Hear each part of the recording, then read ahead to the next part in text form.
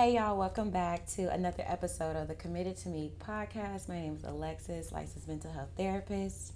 My name is Keisha Smiley, licensed mental therapist as well. Yes, welcome back, y'all. Welcome back, y'all. We're back.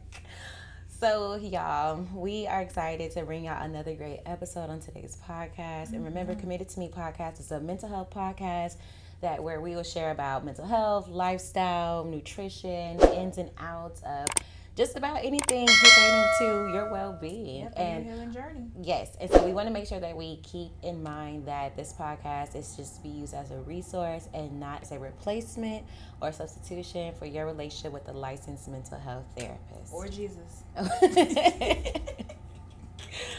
So, Keisha, tell me, on today's podcast, I definitely want us to talk about the transition into your 30s, you know. Girl, it's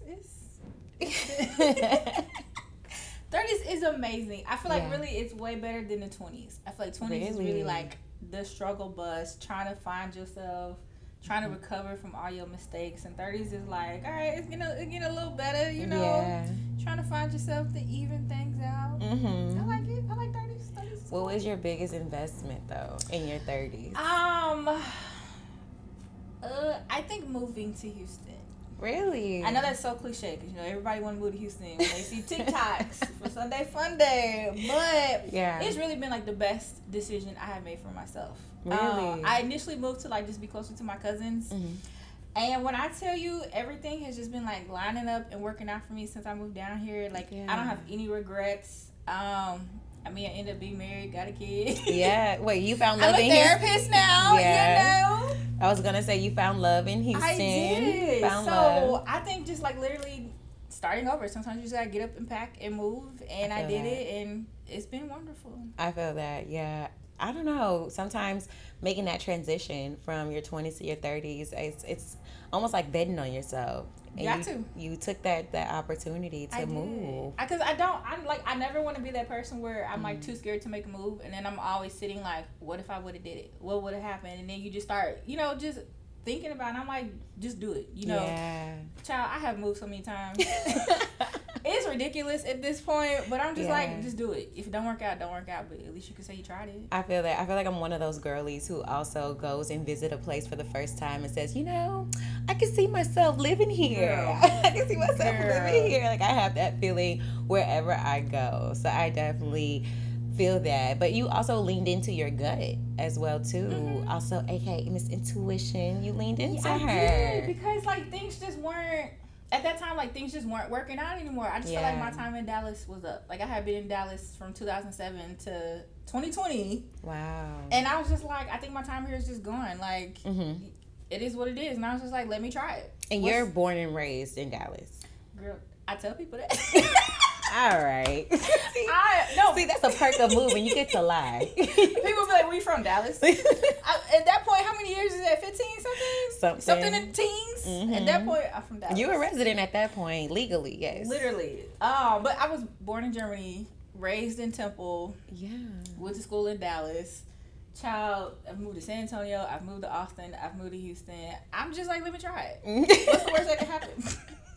I feel that much of your journey of moving gave you the experience to know how to relocate and readjust. I feel that. And it's hard. Like, sometimes I do see people and I'm like, dang, like, I wish I had that stability where I can just say, this is where I planted myself and that's it. Like, that'd be great. You know, so sometimes I do envy that, but you're giving yourself that so much in your 30s. I do. Yeah. I gotta get up and go. I feel that. There's pros and cons to getting up and going, but also there's pros and cons into staying planted as well, too. Much of my life has been planted in Texas. There was only one period of time where my mom and my family and I moved to Pakistan. That's another story for another time. You see me like, girl, what? But, girl, you looking at me, you went to Germany. Like, not as being foreign baddie. You know? But still. Yes. I do want to go back to Germany. Like, as an adult, I would love to go back just to see what it's like. Really? I want to try it. You got to let me know how that goes, because these traveling experiences I've been hearing. Man, listen. Yeah. My only fear is to go, like, to another country, and then they, like, take away my woman rights, and then I'm, like, stuck in somebody's prison, and I can't come back. I'm low-key kind of scared. That seems like a general fear lately for a lot of people traveling these days of like, okay, what if I go and I'm not able to get myself back? Or what if I go and something happens to me? That seems like a very common fear. Yes. But shout out to the girls on TikTok who do travel solo. I'm going to get there one day. One day, right? Yeah, I'm going to get there one day. I can't even go for a walk without, like... looking double taking, right? I don't want nobody to pull up and snatch me while I'm on my walking trail. I got too many fears. It's one of those things I'm working through, too. I would say my biggest investment for myself was definitely committing to trusting in myself to put money aside, saving money, and also taking on the opportunity to advance myself in any way that I could. So whether that was using that money I set aside for strictly myself, like when I put that money aside a long time ago, I noticed that like I wanted something, I just didn't know what, you know. And so financially thinking about my future self and putting money aside to do that was a huge priority for me. And ever since then, I've been able to use that money to advance myself, you know. And it's not easy to kind of make that financial investment in yourself, but if you do have the opportunity to do that, I encourage people to, you know, take advantage of that. If you ever come across like a large lump sum of money, or you just notice that you got a little extra here, a little extra there, put that aside. It starts to stack up. And then the importance of saving in adulthood is so underrated. Like if I had not saved, I wouldn't have been able to move here. Because like I was saving my money, and I saved enough to where I didn't have to work for like at least like 6 months before oh, that's great. So I was just like, I want to make sure I got my savings account so I don't have to worry about anything. And I was lucky like to stay with family members, and then I still had money to get my own place when I was ready. Yeah. So I was like, that saving that money like really helped me like propel me to where I am. Yeah. Going through school really helped me figure out how to save my money, because baby, once that financial aid run out and you're hungry, you got to figure out what you're gonna do. Man. And so in my 20s, I really learned how to lean on my resources, know what is available to me as a student navigating in my 20s, and just really thinking about like how I can just leave myself open to opportunities and stuff. So if I didn't know what I wanted to do, I always made sure that I had opportunities, or I had enough to figure out what I wanted to do when the time came, you know, because in college they make it very, very strict for you to figure out what you want to do, and you got to be 4 years in, 4 years out. And honestly, my 21-year-old self was just trying to stick on that track. But if I would have really just taken my time, I think I would have done something different. Probably still in the medical field a little bit, but just different. I would have done interior desigin. Oh, I can see that for you. I think I would have probably just became a doctor. That's a long time. It is a long time in school. But girl, I love school. Like I love school. I love school. I am a school person. Like I love school. I love school. So heck, but by the way, these loans going, I might find myself back in there again. Because back again. Like seriously, who like ain't checked their student loan account is me, because I don't want to see what y'all may tell me. And Trump talking about some May 5th, sir, please stop. Yeah, he said he going for them wages. He is going for the wages. Yeah, he's going for those wages. Girl, I might have to tell him I got another kid on the way. Something. But no, yo, you got to figure out how to financially either invest in yourself or create opportunities for yourself, but learning to trust your intuition and knowing when to make that move. Like it all creates like this alignment for you to move forward. It does. Yeah. It does. And if you want to go anywhere in life, like you got to invest in yourself. Like there's no ifs, ands, or buts about it, because you don't want to keep being that person. You're doing the same thing. Like you're not making no progress. You're doing the same thing you was a couple years ago. Like no improvement whatsoever. We can't afford that. Like you got one life to live. That's true.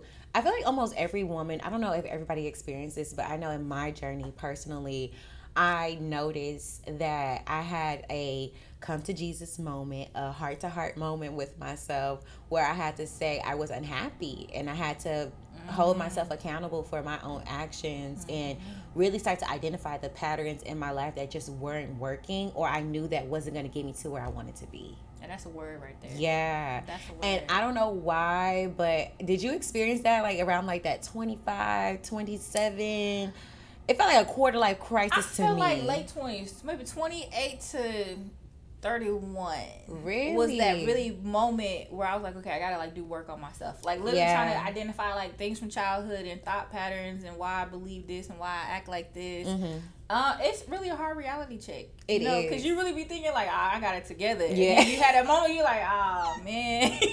But you also have to remember not to be hard on yourself too. True, you gotta give yourself grace. Yeah, I just remember calling my mom crying like, I don't know what to do in my life. Like, I was literally breaking down because up until that point, I had worked so hard. Like, I went from high school to college, did college, then to grad school. And then I realized I got in my career and I was like, yeah, there has to be more. There has to be more out there for me or better. And my mom, the first thing she told me was just like, don't beat yourself up about it. Like, you know, you did everything that you believed at that time that you knew that you should do.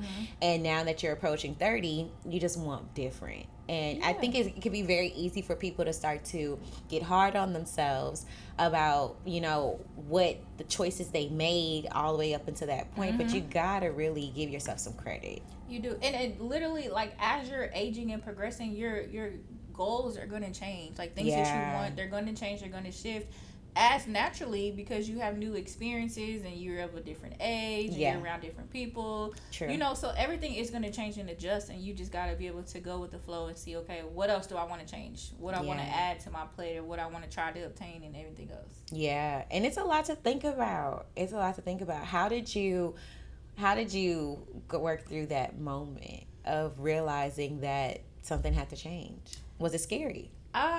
Nobody's gonna come save me. Oh, like, it's me. Like, yeah. you know, like, it's not like I can say, oh, somebody give me some money every month, give me allowance, or my parents are gonna come rescue me. Like, they're not. You know, at the end of the day, it's up to me, and I'm the only one living this life. Yeah. And you know, you maybe sit in that moment where you're like, okay, I do feel, you know, a little lonely. I do feel a little sad. I do feel a little like I'm not obtaining everything that I want to obtain. And you could sit in that for a little bit, and, you know, you get a little complacent, like, oh, you know, whatever. But eventually you're going to get tired of feeling that way. And you're going to get tired of having those thoughts, and you're going to get tired of the same routine, the same patterns. Yeah. And it's just like, go for it. Like, whatever it is, just go for it and try it. But that can be really hard to do sometimes when you have seen in media that somebody's going to come save you, girl. Like, there's going to be this knight in shining armor that's going to come save you. And it can also be hard to believe that you could trust yourself when your surroundings, like your group of people, are doing different things they're just doing different things, you know, or like you're just noticing that everybody is going out having fun, popping bottles in sections, traveling, and you feel left behind. Literally, listen, I've literally felt like I have been left behind, like, since graduation. I mean, like, since graduating, like, grad school or even undergrad. It's like, yeah, like, I got my head on straight. I got a good job, you know, but I always just felt like everybody's doing something else, and I'm like this one lonesome over here, like, but I mean, it is what it is. But you got to make the life that you want, and it is hard. It is scary. But that's where you really got to sit and just look at yourself and like, okay, it's time to invest in me. Literally, like, what do I want to do? What I want to change? What would I like to see come from my life? And you can't talk yourself out of it because this is the one life you got. That's true. I mean, investing in yourself is always going to look like you're doing something that's on the opposite end of the crowd. Like, that's completely different from what everybody else is doing. And that's okay. Because maybe what those group of people are doing, or what you see your friends doing, or even what you see people doing online, they're doing what they feel like they're called to do. That doesn't mean that what you're doing for yourself is wrong. Now, of course, make sure that you're protecting yourself and that you're not harming people in the midst of trying to get to where you need to be. But at the same time, just know that, like, what you're called to do and what's on your heart is going to always look different from the next person. And it's okay to be different. Yeah. It's definitely okay to be different. Like, you don't want to be a follower your whole life. Like, you got to set your own path, literally. And I mean, your friends may be doing their own thing, but you're called to do something else. And you just got to find what you're called to do. Yeah, so you can't discredit where you are. You got to give yourself some credit.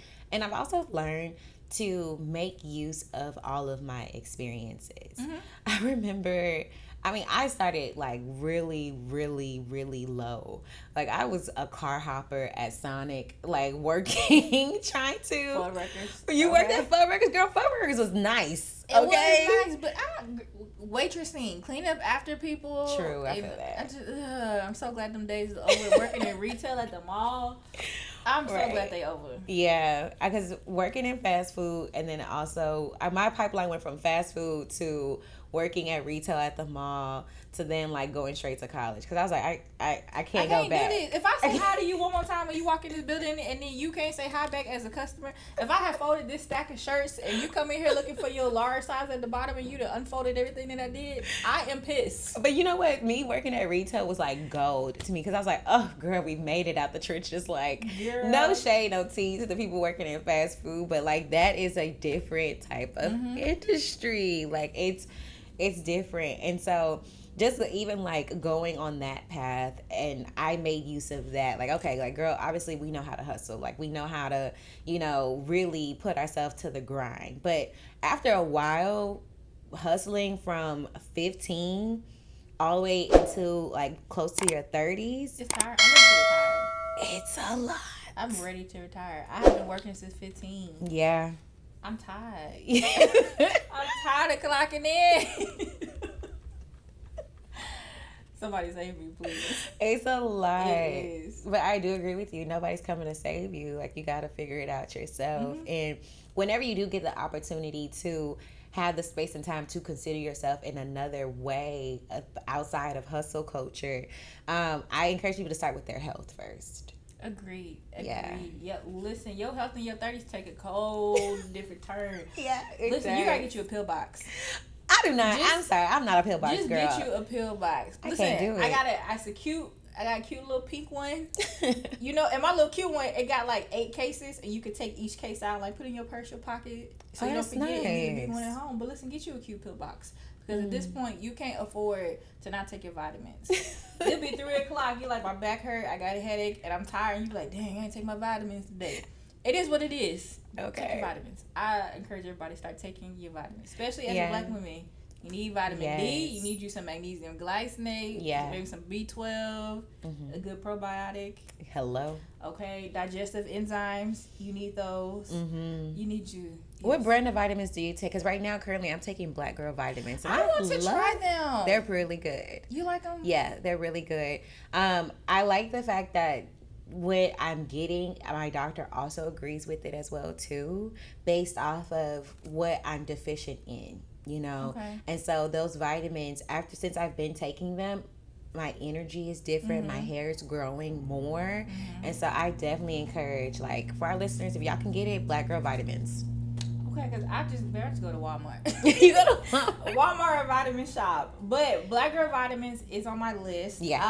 I have not tried them yet, but I am seeing so many good reviews, and like everybody's taking them. Yeah, they're good, I will say, because also as you age, your energy shifts. Like, your energy changes, your body changes, and you have to kind of relearn your body all over again. So on top of, getting the vitamins, also find you a good doctor that you can trust. Yes, and that you can literally sit and ask questions and not feel like you're rushed. Yeah. Like, I love my doctor. She's a young black girl, I can joke with her, but she's going to give me the information that I need, ask me if I got any questions. Like, I need somebody I can relate to. Yeah. I don't like doctors that just come in, they don't explain nothing. Like, I had a real, I'm not gonna say bad experience, but I found out I have fibroids because I kept missing my periods. And I went to a gynecologist, and she's a black woman, and she was just like, there's nothing wrong with you. Like, you're fine, just wait next month and see if it comes. And it didn't come. And she's like, are you pregnant? I'm like, no, it's not a possibility because I wasn't having sex then. So I literally had to beg her to give me an ultrasound. And I mean, like, a vaginal ultrasound, because that was the only way to do it. And so she was like, well, if it doesn't come in another month, and by the time it was like 3 months, then I'll give it to you. And I had to pay out of pocket, of course. Insurance didn't cover it. Couldn't find out I had fibroids and a cyst. And she was just like, they're small, you don't need surgery, you're fine. And, like, I mean, that was it. That was the conversation. Not a pamphlet, not an explanation, not a this is how they grow, this is what you do to, like, help them go away, you should change your diet. I mean, none of that. So I had to, like, go on a spiral on Google and find out, like, how to change your diet and, stop eating so much sugar and alcohol and, like, change your diet and dairy products and all of that. Yeah. But I was just like, as a healthcare worker, just to not even explain anything. And what if I didn't have the knowledge to just know what to look up? I'd be completely lost in my health right now. So I think doctors do a disservice to people to just not even explain or not even have visual information for me to look at, and I didn't like that. Yeah. And she's highly recommended. Every time I go to the doctor, I'm like, I need a new OBGYN. They always recommend her, and I'm like, no, I'm not going back to her. Like, I need a new one, because why could you not explain that to me? Yeah, that sucks. I'm sorry that was your experience. Terrible, but I'm like, but it's common though. It is so common. But I mean, lucky for me, like, I did my research, and when I called her like a year later, and I was like, I want to get another ultrasound to see how the fibroids are doing. You gotta see how if they were grow. Like, the cyst went away, one fibroid's not there, and the other one has shrunken. And that's because I took it upon myself to do my own research. But I'm like, it shouldn't have to be like that. Yeah. You know? Yeah. I just recently went back and did my doctor appointments, and I'm trying my best to stay on top of my health, but the information is very overwhelming sometimes. It is. But I agree, you do have to be like the person that's in the driver's seat of your health, because you never know what you're going to run across in this healthcare profession. And like, you know, there's a really high statistic right now for Black women of misrepresentation, you know, and for our health not being taken seriously in those spaces. Especially pain. They like to minimize pain. Pain. And so you got to find you a doctor that's definitely going to take your concerns seriously, and that wants to do a thorough examination of like how you are physically, you know. And so I make it a routine for myself to make sure I go and see my doctors. And also keeping track. I keep track of the symptoms that I also experience, because when you go into those doctor appointments, the first thing they're going to ask you is like, when do you notice this? You know, and they're going to feed off of that information if you don't know any better, and you could be misdiagnosed. So I always encourage people, go get a second or third opinion if you can, but find time within your busy schedule to really set some time aside to acknowledge your health. Facts. You got to go to the dentist, get your cleanings, that part, get your eyes checked out, yeah, all the above. Like, your health and your fitness and nutrition is so important, especially like when it comes to us eating. Like, you can't eat the same things you used to eat. No. You cannot. It's different. Like, I love me spicy food. Love spicy food. And when I tell you now, I'll be like, I need some Pepsi. Somebody give me some heartburn medicine before I eat this, because I can't do the same things. Like, and I've been like, I've decreased my dairy since the fibroid thing. Yeah. Because I'm just like, dairy causes so many things that we just don't realize. All that mucus in your body just comes out in so many different forms, and it really, your fibroids thrive on mucus and sugar. Yeah. So like, dairy makes you, you know, your bloatedness, and it can cause migraines and acne and so many things. Like, you just really got to be really mindful of what you're putting into your body. So I did an elimination diet. The elimination diet really helped me figure out what I can and cannot have. And honestly, I'm realizing so many things I am allergic to. Like strawberries, can't have it. Cannot have it.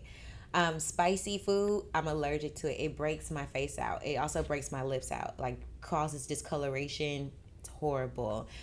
Dairy is also one of those things as well too, but also mangoes, can't have those either. And so I also, with my insurance plan, it comes like with a nutritionist and stuff, and so I highly recommend people to get in contact with a nutritionist if you can, because they can help you figure out what agrees and what disagrees with your body. And it's a really hard truth to sit with when you realize that there's some things that you can't have that you once enjoyed and stuff. But then once you start kind of getting adjusted to that diet, you pick up new cravings. Like my cravings now, I had recently made like a pineapple and carrot juice, and now whenever I want something sweet, I just go for that instead. Carrot is good. It's so good. Pineapple and cucumber juice, that tastes amazing. Yeah. And so now I just kind of crave different food groups, or I just crave different things. And it actually makes my body feel better. Like I have more energy. Because when your gut health is not okay, or when your health is just, your physical health is not okay, it deeply impacts your mental health too, y'all. Same. And you know, I did it's called like an intolerance test. I think it's like by the company's like, I think Everlywell or something. I did it where they'll send you like a kit at home. You prick your fingers, you put it on the paper, and they'll run your blood against like all these different food categories to tell you like what you have a low tolerance to, high tolerance, moderate tolerance to. Mine was dairy. Dairy and eggs were at the top. So I've had to work on like trying to eliminate eggs out of my life, but it's hard because, you know, eggs are in everything. Oh girl, I hate eggs. I could tell you how to do it. No, but like French toast. they make it in eggs. You get what I'm saying? Like if I want cake, if the cake is made in eggs, Right. you know, so it's stuff like that. So I had stopped eating eggs for a while, and then somehow I forgot. I had an intolerance to it. I don't know how. Wow. But so when I started my little, workout kick, I was like, hey, let me up my protein. Boiled eggs. So I was making boiled eggs. When I say clockwork every day, and I was like, I'm getting so many migraines. I don't understand why. Girl, I went to the doctor and everything, got medication. So I was like, I'm just getting migraines all the time. And then I literally had an aha moment like a month ago, Alexis. I took this intolerance test like 4 years ago. How did I forget? I don't know. But I was like, oh, you're not supposed to be eating eggs. Duh. Like, well, let me scale that back. Right. I don't know. I have no idea how I forgot. I think in my mind, I was like, oh, if I get some pasture-raised eggs instead of the caged Didn't make a eggs, difference. it'll be different. No. Yeah, once you learn your body, you cannot cheat the nutrition. And I be trying to cheat all the time. I be like, I'm gonna just have this one little fried egg with my bacon over here. Girl, regret it all the time. No, you gotta learn the nutrition, and sometimes, like, I get it, like, you may want to cheat your way to your diet, but just stick with it, because sometimes when you then get off of track, it takes some time to get back on track as well too. And that has been my biggest lesson with fitness. Every time I get off track, and then I decide to get back on track, I kind of have that thought process of, girl, we ain't never getting off track again. Like, we're not gonna. Hard. It's so hard. And so I'm also learning to just use my fitness and treat my workouts as a relationship, and figuring out like what really works for me. Girl, I tried to do that 75-day hard thing. Yeah, I got to day 20. It was like, yeah, it's hard. I'm gonna have to come up with something else, because this is not sustainable. But it got me back into the habit of like working out and considering my body and making time for it. But you really gotta be in a headspace to where you could think about, like, okay, is this forming a good relationship with food? Is this forming a good relationship with working out? Like, what I'm doing, is this really benefiting me that makes me want to keep doing it? Like, am I enjoying it? Fact, that's the point, because like people can say, oh, go get you a trainer, or go do this class, but after my time with the trainer is done, am I doing it for me, or just because somebody was pushing me? Exactly. Like, you got to have that internal desire yourself to want to do it when nobody's around, when nobody's pushing you, when you dead tired. Like, you still got to remember, I got a goal and I want to set. Like, I got to learn how to push myself when no one's there. You see, my biggest problem is I get so close to reaching the goal that I'm like, okay, we can't have a little bit of this, a little bit of that, and then, girl, all of a sudden, yeah, we're back to where we started. It's out the window. Yeah. I would say what I'm learning, I feel like in my 30s, my cycles are different now. Yeah. So with my cycles, I'm learning, like, I realized that I would like work out really good until that week before my cycle. Yep. And then you just feel tired, lazy, fatigued, no energy, just blah. And then you also feel that the week of your cycle. Yes. And so you only got 2 good weeks of the month, and then the 2 weeks to set you back, so you're starting back over. And this was like a repeated cycle, like every month, month in, month out. And I was like, it's never been like this. Like, I've never been so moody, so tired, so fatigued before. And I'm like, do I have that PMDD, like the premenstrual? Yeah. And I was looking up all these signs and symptoms, and I was like, okay, got that. And I'm like, self-diagnosing. I've never had it though. So I was like, so I've literally had to push myself the week before my cycle, keep working out. Like, go for your walks. Yeah. Because you're going to keep resetting, and I'm never going to lose the weight or get fit like I want to. So that's been me having to push myself, is no matter how moody I am, like, even if it's, girl, just walk for 15 minutes. Right. But then I get there, 15 turn to 30. I be like, 35, I could do this. 45, I can do it. You know, like, you just gotta literally push yourself and start.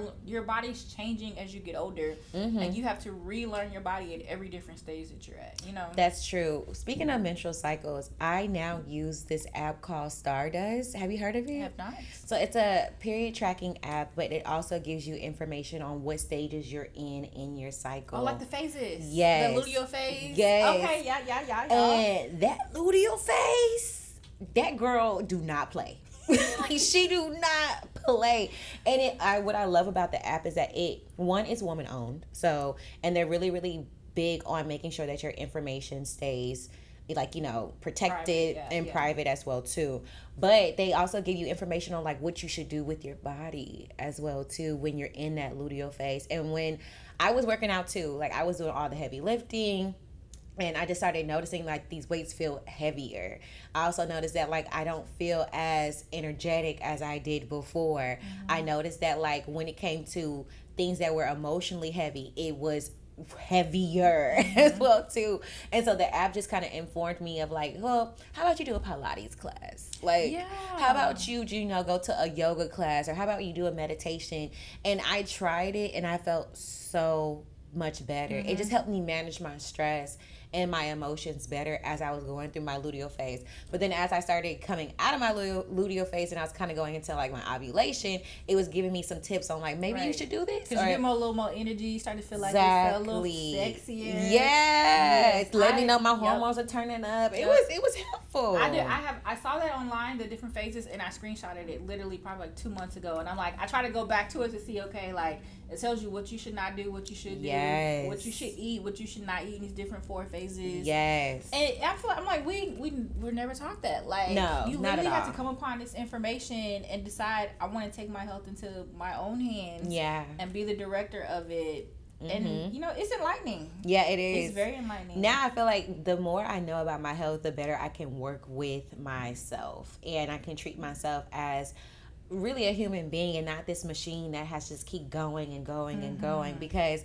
not being able to carry out certain tasks that I wanted to do, whether it was like personal life related or business life related, I started to become like a huge critic of myself. And then I went on that app. They was like, yeah, so you probably your hugest critic right now.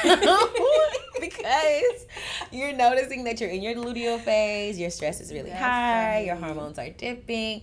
And so having that knowledge just allowed me to better schedule things around my cycle as well too. So now if I know if I want to push out content, or if I know that I want to do something new, I'm gonna do it when I'm not nowhere close to this luteal phase. Like, girl, like let's do this some other time. Like, listen, just stay in the bed, put the covers over your head, put your phone on D&D, find your comfy clothes. When I say moody, I'd be like, who am I? I don't even know what's happening. Yep.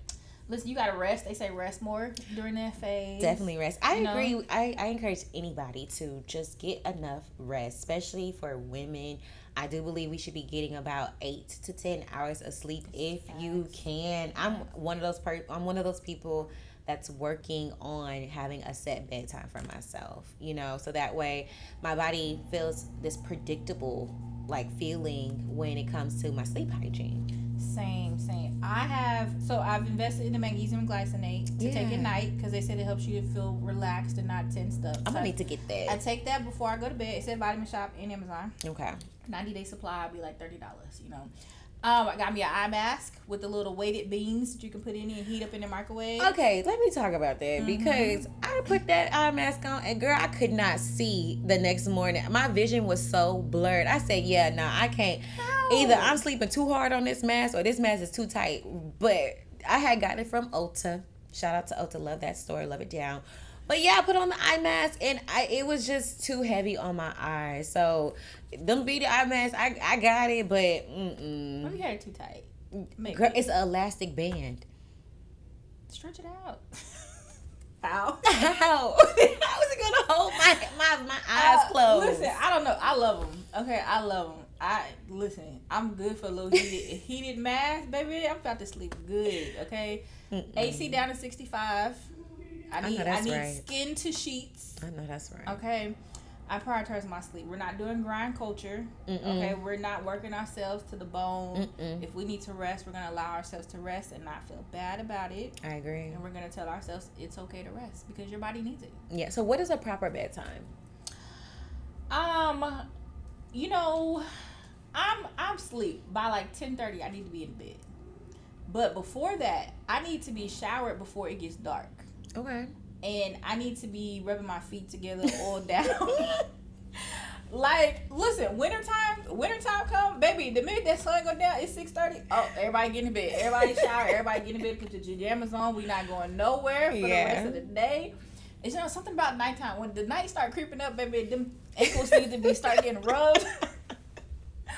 So I think I'm gonna say 10:30 because I'm looking forward to sleep. Okay, but I agree with that. For other people who love to go, I say at least be asleep by midnight. Midnight?